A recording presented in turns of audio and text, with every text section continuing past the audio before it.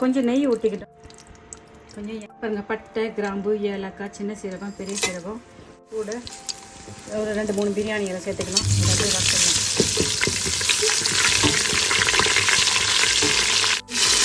வெங்காயத்தை எடுத்து போட்டுக்கலாம். வெங்காயத்தை ஃப்ரெஷ்ஷாக போடுங்க. நல்லா வதக்கலாம்.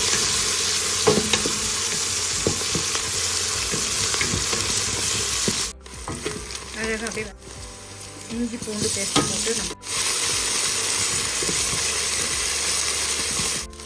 கொத்தமல்லி தழை போட்டுக்கலாம். புதினா போட்டுக்கலாம்.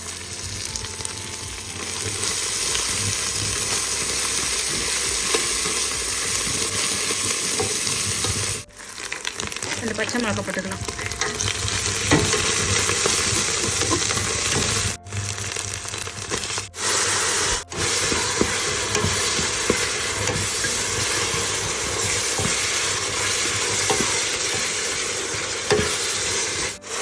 மஞ்சள் போட்டுக்கலாம்.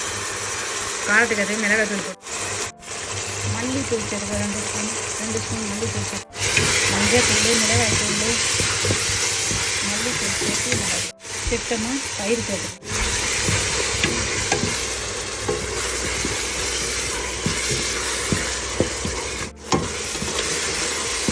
இது வதங்கின பிறகு வச்சு வெள்ளைக்கடலை சேர்த்து வரணும். ரொம்ப அவிக்கல, ஒரு 50% வெந்த வெள்ளைக்கடலை சேர்த்து காய்கறியை போட்டுக்கிறோம். உங்களுக்கு பிடிச்ச காய்கறி வீட்டில் என்ன இருக்குது போடுங்க. கேரட்டு, பீன்ஸு, உங்களுக்கு விருப்பமான காய்கறி போடுங்க. ஆனால் கொண்டக்கடலை இதில் சேர்த்துக்கலாம். வெள்ளை கொண்டக்கடலை கொஞ்சம் சேர்த்துங்கன்னா அதான் இதுக்கு மெயினு. கொண்டக்கடலையும் தேங்காய் பாலும் தான் இதுக்கு ரொம்ப முக்கியம். அப்படியே கொஞ்சம் வேகட்டும். இது மூடி போட்டு கொஞ்சம் வேக வச்சா அந்த காய்கள்லாம் வேகும்.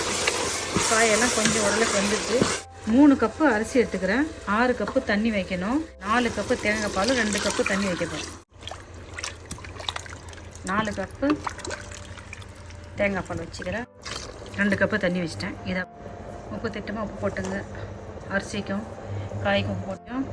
கரம் மசாலா தூள் கொஞ்சம் சேர்த்துக்கலாம். நம்ம ஃப்ரெஷ்ஷாக வறுத்த அரிசியாக கரம் மசாலா சேர்த்துக்கும். அப்படியே கொஞ்ச நேரம் இதை மூடி போட்டு கொஞ்சம் கொதிக்க வைப்போம். மூடி போட்டு கொதிக்க வைப்போம்.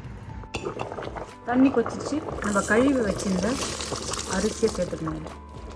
அப்படியே தண்ணி விட்டுட்டு மூடி போட்டு மிதமான தீயில் அப்படியே வேகும். மிதமான தீயில் மூடி போட்டு தண்ணியெல்லாம் சுண்டிடுச்சு. நம்ம போட்ட காய் வெந்துக்குது.